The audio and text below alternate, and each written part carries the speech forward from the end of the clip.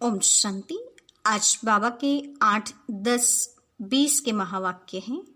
सबसे पहले हम मुरली का सारांश सुनेंगे। आज विशेष बाबा ने कहा कि हम ब्रह्मा कुमार कुमारियों को अपना उद्देश्य सबके सामने स्पष्ट करके ये सुनाना है कि श्रीमत पर विश्व में हम सुख शांति का राज्य स्थापन कर रहे हैं। तो हमारी सबकी ये सिद्ध भावना है कि श्रीमत पर हम सारे विश्व की सद्गति करेंगे। सद्गति देने वाला, शांति स्थापन करने वाला एक ही बाप है। ये बात स्पष्ट करके समझानी है। साथ ही बाबा ने बताया कि सबको ये नशा होना चाहिए कि हमें पढ़ाने वाला स्वयं भगवान है, जो बड़ी रुचि से पढ़ाई पढ़ा रहा है। इसलिए हम बच्चों को भी बड़ी रुचि से ये पढ़ाई पढ़नी है। बाबा ने कहा कभी बच्चों के मन में ये प्रश्न नहीं उठना चाहिए कि हम इस आवागमन के 84 के चक्र से कैसे छूटें। ये सवाल नहीं उठना चाहिए कि ये नाटक भगवान ने रचा ही क्यों, इससे फायदा क्या है। बस इस चक्र से छूट जाए तो अच्छा है, ऐसे ख्यालात नहीं चलने चाहिए। बाबा ने कहा कि इस आवागमन से दुख सुख से छूट जाना ये लॉ नहीं है। ड्रामा से कोई छूट नहीं सकता है, वह मोक्ष किसी को भी प्राप्त नहीं हो सकता है। इसीलिए ऐसे प्रश्न जो हैं वो व्यर्थ व फिजूल के हैं। साथ ही बाबा ने बताया कि बाप जो हैं वो इस समय हमारा लिबरेटर और गाइड बना है, तो हमें वो लिबरेट करने के लिए आए हैं, दुखों से छुड़ाने के लिए आए हैं। साथ ही बाबा ने कहा कि दुनिया में कोई शरीरधारी शरीर छोड़ते हैं तो उसके पीछे क्रियाक्रम करते हैं, लेकिन बाप का तो आना और जाना होता है, इसीलिए बाप की कभी क्रियाक्रम या सेरेमनी नहीं होती है। हमें देवी गुण धारण करने पर अटेंशन भी रखना है और सारे विश्व में सुख शांति स्थापन करने में बाप का मददगार बनना है। तो ये था आज की मुरली का मुख्य सारांश। अब हम मुरली की शुरुआत करते हैं। मीठे बच्चे, बाबा आए हैं तुम्हें बहुत रुचि से पढ़ाने, तुम भी रुचि से पढ़ो। बाबा ने कहा पढ़ाने वाला टीचर बहुत रुचि से पढ़ा रहा है, अपने इंटरेस्ट से पढ़ा रहा है, उसी प्रकार पढ़ने वाले बच्चे भी ऐसे रुचिकर होकर पढ़ाई पढ़े। नशा रहे हमको पढ़ाने वाला स्वयं भगवान है, और साथ ही ये नशा, ये खुमारी या ये गर्व होना चाहिए कि हमें पढ़ाने वाला स्वयं भगवान है, भगवान हमारा टीचर बना हुआ है। आज का प्रश्न है, तुम ब्रह्मा कुमार कुमारियों का उद्देश्य व शुद्ध भावना कौन सी है? तुम ब्रह्मा कुमार कुमारियों का उद्देश्य व शुद्ध भावना कौन सी है? उत्तर है, तुम्हारा उद्देश्य है कल्प 5000 वर्ष पहले की तरह फिर से श्रीमत पर विश्व में सुख और शांति का राज्य स्थापन करना। तुम्हारी शुद्ध भावना है कि श्रीमत पर हम सारे विश्व की सद्गति करेंगे। तुम नशे से कहते हो हम सबको सद्गति देने वाले हैं। तुम्हें बाप से पीस प्राइज मिलते हैं, नरकवासी से स्वर्गवासी बनना ही प्राइज लेना है। बाबा ने कहा अभी तुम्हें बाप के द्वारा पीस प्राइज मिलते हैं, नरकवासी से स्वर्गवासी बनना यही प्राइज लेना है। ओम शांति।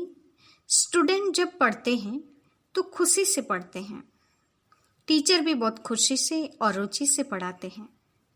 रूहानी बच्चे यह जानते हैं कि बेहद का बाप जो टीचर भी हैं हमको बहुत रुचि से पढ़ाते हैं।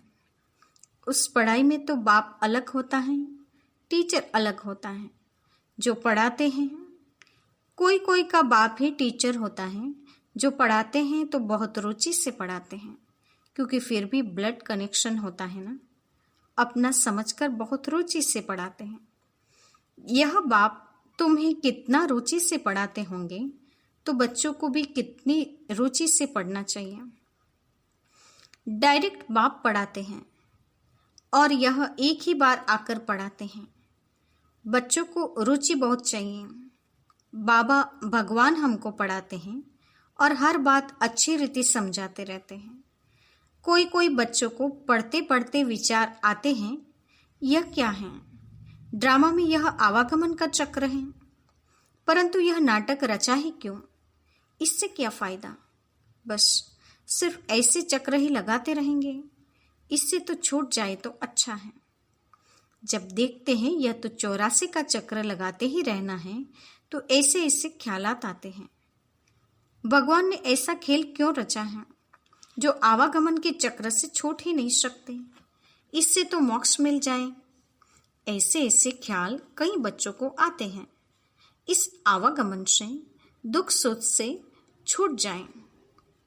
बाप कहते हैं यह कभी हो नहीं सकता।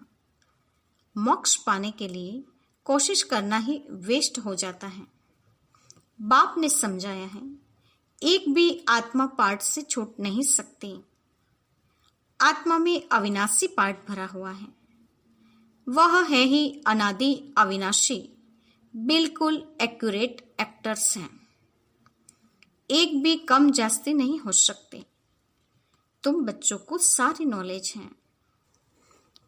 इस ड्रामा के पार्ट से कोई छूट नहीं सकता, न कोई मोक्ष पा सकता है। सब धर्म वालों को नंबरवार आना ही है। बाप समझाते हैं यह बना बनाया अविनाशी ड्रामा है। तुम भी कहते हो बाबा अब जान गए हैं कैसे हम 84 का चक्र लगाते हैं। ये भी समझते हो पहले पहले जो आते होंगे वह 84 जन्म लेते होंगे। पीछे आने वाले की जरूर कम जन्म होंगे। यह तो पुरुषार्थ करने का है। पुरानी दुनिया से नई दुनिया जरूर बननी है। बाबा हर एक बात बार बार समझाते रहते हैं, क्योंकि नए नए बच्चे आते रहते हैं। उनको आगे की पढ़ाई कौन पढ़ाए?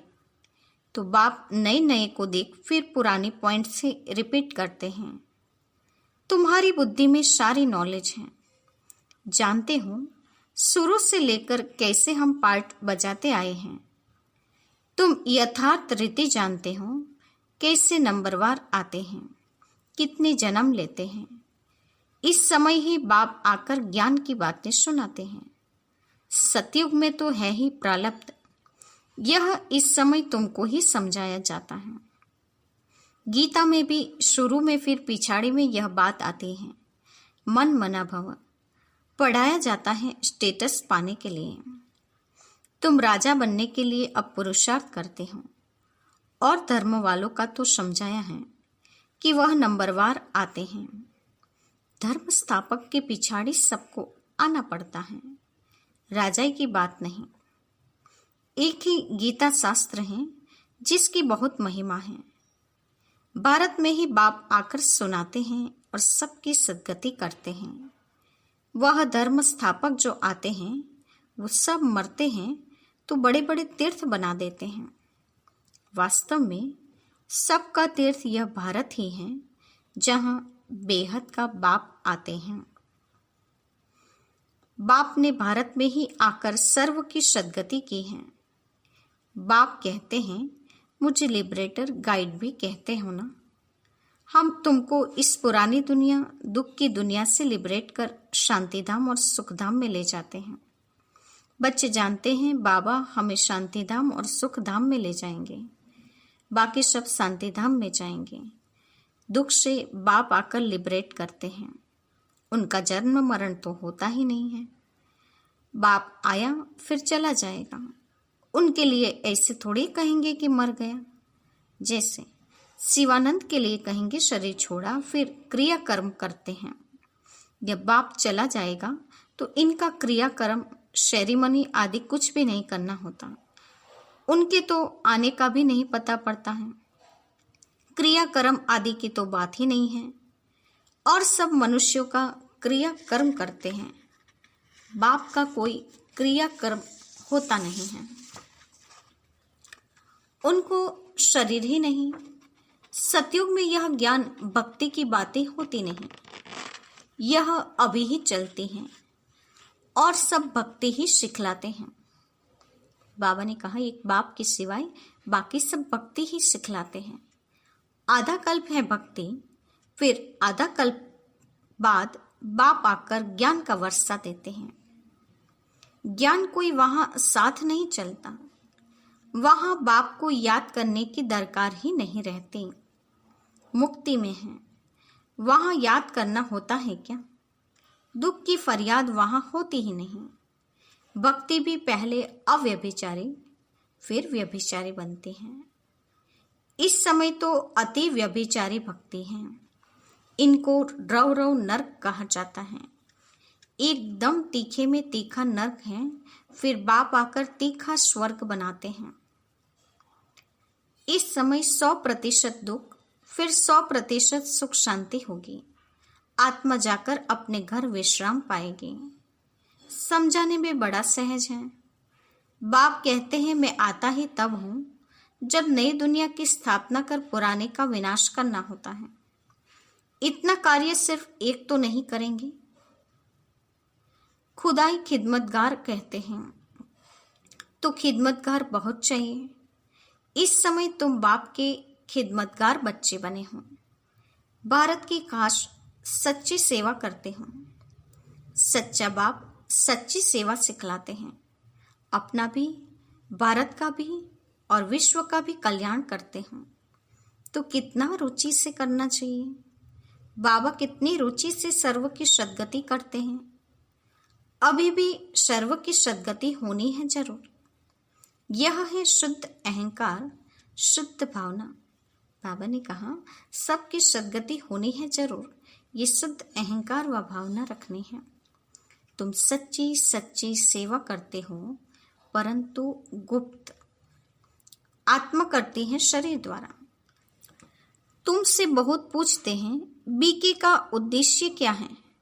बोलो, बीके का उद्देश्य है विश्व में सतयुगी सुख शांति का स्वराज्य स्थापन करना। हम हर 5000 वर्ष बाद श्रीमत पर विश्व में शांति स्थापन कर विश्व शांति की प्राइज लेते हैं। यथा राजा रानी तथा प्रजा प्राइज लेते हैं। नरकवासी से स्वर्गवासी बनना कम प्राइज है क्या?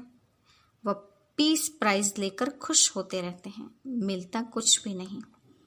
सच्ची सच्ची प्राइज तो अभी हम बाप से ले रहे हैं, विश्व की बादशाही की। कहते हैं ना, भारत हमारा ऊंच देश है, कितनी महिमा करते हैं। सब समझते हैं हम भारत के मालिक हैं, परंतु मालिक है कहाँ? अभी तुम बच्चे बाबा की श्रीमत से राज्य स्थापन करते हो। हथियार पवार तो कुछ है नहीं। देवी गुण धारण करते हैं, इसलिए तुम्हारा ही गायन पूजन है। अम्बा की देखो कितनी पूजा होती है, परंतु अम्बा कौन है, ब्राह्मण है व देवता, यह भी पता नहीं है। अम्बा, काली, दुर्गा, सरस्वती आदि ऐसे ऐसे बहुत सारे नाम हैं। यह भी नीचे अम्बा का छोटा सा मंदिर है। अम्बा को बहुत बुझाएं दे देते हैं, ऐसे तो है नहीं। इसको कहा जाता है ब्लाइंड फेथ। बाबा ने कहा देवियों को 8 हाथ दिखाए हैं। ये फिजिकल रूप से सच में ऐसे 8 हाथ होते नहीं हैं, लेकिन उस आत्मा में समाई अष्ट शक्ति का प्रतीक भुजाएं दिखाई हैं। तो बाबा ने कहा बहुत सारी अंधश्रद्धा में फंसे हुए हैं। यहाँ भारतवासियों को कुछ पता नहीं है हमारा धर्म कब और किसने स्थापन किया, इसलिए कहा जाता है ब्लाइंड फेथ। अभी तुम पुजारी हो, फिर पूज्य बनते हो। तुम्हारी आत्मा भी पूज्य, तो शरीर भी पूज्य बनता है। तुम्हारी आत्मा की भी पूजा होती है, फिर देवता बनते हो तो भी पूजा होती है। बाप तो है ही निराकारी, वह सदैव पूज्य हैं, वह कभी पुजारी नहीं बनते हैं। तुम बच्चों के लिए कहा जाता है आपे ही पूज्य, आपे ही पुजारी। बाप तो एवर पूज्य हैं। यहाँ आकर बाप सच्ची सेवा करते हैं, सबको सद्गति देते हैं। बाप कहते हैं अब मामेकम याद करो, दूसरे कोई देहधारी को याद नहीं करना है। यहाँ तो बड़े बड़े लखपति करोड़पति जाकर अल्लाह अल्लाह कहते हैं, कितनी अंधश्रद्धा है। बाप ने तुमको हम सो का अर्थ भी समझाया है। वह तो कह देते शिवोहम, आत्मा सो परमात्मा। अब बाप ने करेक्ट कर बताया है, अब जज करो। भक्ति मार्ग में राइट सुना है या हम राइट बताते हैं? हम सो का अर्थ बहुत लंबा चौड़ा है। हम सो ब्राह्मण, सो हम देवता, सो क्षत्रिय, वैश्य और शूद्र। अब हम सो का अर्थ कौन सा राइट है? हम आत्मा चक्र में ऐसे आते हैं। विराट रूप का चित्र भी है। इसमें चोटी ब्राह्मण और बाप को दिखाया नहीं है। देवता ही कहां से आए, पैदा कहां से हुए? कलयुग में तो है ही शूद्र वर्ण, सतयुग में फट से देवता वर्ण कैसे हुआ? कुछ भी समझते नहीं हैं। भक्ति मार्ग में मनुष्य कितना फंसे रहते हैं। कोई ने ग्रंथ पढ़ लिया, ख्याल आया, मंदिर बना लिया, बस ग्रंथ बैठ सुनाएंगे। बहुत मनुष्य आ जाते हैं, बहुत फॉलोअर्स बन जाते हैं, फायदा तो कुछ भी नहीं होता। बहुत दुकान निकल गए हैं। अब यह सब दुकान खत्म हो जाएंगे। यह दुकानदारी सारी भक्ति मार्ग में है। इनसे बहुत धन कमाते हैं। सन्यासी कहते हैं हम ब्रह्म योगी, तत्व योगी हैं। जैसे भारतवासी वास्तव में है देवी देवता धर्म के, परंतु हिंदू धर्म कह देते हैं। वैसे ब्रह्म तो तत्व है जहाँ आत्माएं रहती हैं। उन्होंने फिर ब्रह्म ज्ञानी तत्व ज्ञानी नाम रख दिया है। नहीं तो ब्रह्म तत्व है रहने का स्थान। तो बाप समझाते हैं कितनी भारी भूल कर दी है। ये सब है ब्रह्म। मैं आकर सब भ्रम दूर करता हूँ। भक्ति मार्ग में कहते भी हैं, हे प्रभु तेरी गत मत न्यारी है। गति तो कोई कर न सके, मतें तो अनेक प्रकार की मिलती हैं। यहाँ की मत कितने कमाल कर देती हैं, सारे विश्व को चेंज कर देती हैं। अभी तुम बच्चों की बुद्धि में हैं, इतने सब धर्म कैसे आते हैं? फिर आत्माएं कैसे कैसे अपने अपने सेक्शन में जाकर रहती हैं। ये सब ड्रामा में नोंद है। यह भी बच्चे जानते हैं। दिव्य दृष्टिदाता बाप एक ही है। बाबा को कहा, यह दिव्य दृष्टि की चाबी हमको दे दो तो हम कोई को भी साक्षात्कार करा दें। बोला, नहीं, यह चाबी किसको मिल नहीं सकती। उनके एवज में तुमको फिर विश्व की बादशाही देता हूँ। मैं नहीं लेता हूँ, मेरा ही पार्ट है साक्षात्कार कराने का। साक्षात्कार होने से कितना खुश हो जाते हैं। मिलता कुछ भी नहीं। ऐसे नहीं कि साक्षात्कार से कोई निरोगी बन जाते हैं या धन मिल जाता है। नहीं, मेरा को साक्षात्कार हुआ परंतु मुक्ति को थोड़ी ही पाया। मनुष्य समझते हैं वह रहते ही वैकुंठ में थी, परंतु वैकुंठ कृष्णपुरी है क्या? ये सब है साक्षात्कार। बाप बैठ सब बातें समझाते हैं। इनको भी पहले पहले विष्णु का साक्षात्कार हुआ तो बहुत खुश हो गया। वह भी जब देखा कि मैं महाराजा बनता हूँ। विनाश भी देखा, फिर राजाई का भी देखा, तब निश्चय बैठा, ओहो मैं तो विश्व का मालिक बनता हूँ।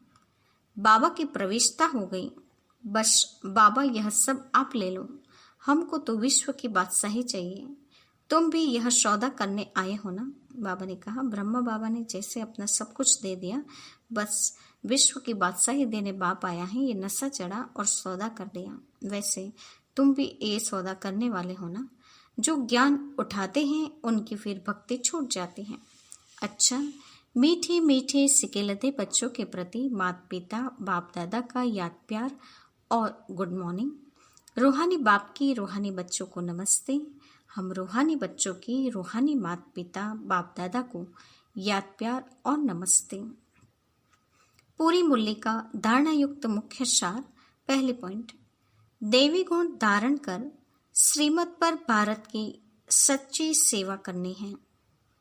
अपना भारत का और सारे विश्व का कल्याण बहुत बहुत रुचि से करना है। दूसरे पॉइंट, ड्रामा की अनादि अविनाशी नोंद को यथार्थ समझ कोई भी टाइम वेस्ट करने वाला पुरुषार्थ नहीं करना है। व्यर्थ ख्यालात भी नहीं चलाने हैं। आज का वरदान है, एकाग्रता के अभ्यास द्वारा एकरस स्थिति बनाने वाले सर्व सिद्धि स्वरूप भव। एकाग्रता के अभ्यास द्वारा एकरस स्थिति बनाने वाले सर्व सिद्धि स्वरूप भव।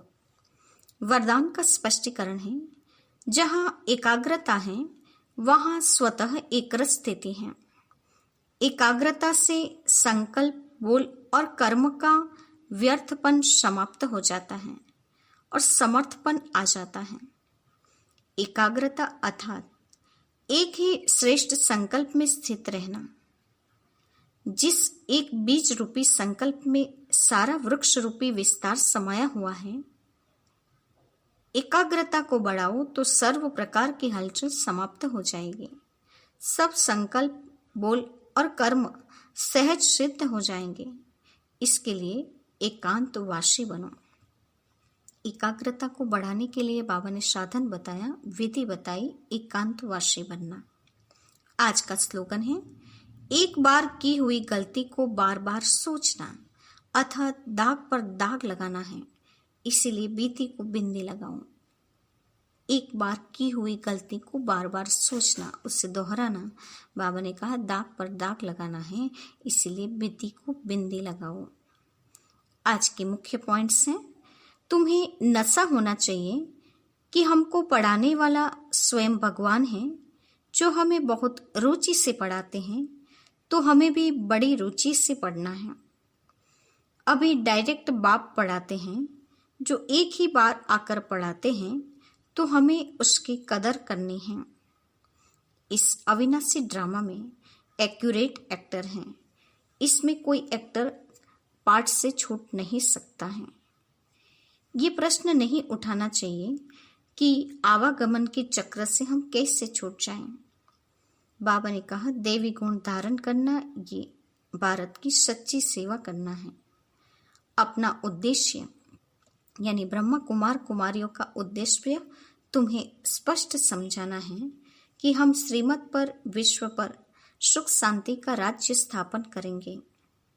एकाग्रता की शक्ति से सारी हलचल को समाप्त कर सब संकल्प, बोल और कर्म को सहज सिद्धि प्राप्त करानी है। गलती को सोचो नहीं, पर उस पर बिंदी लगाओ। अच्छा, ओम शांति।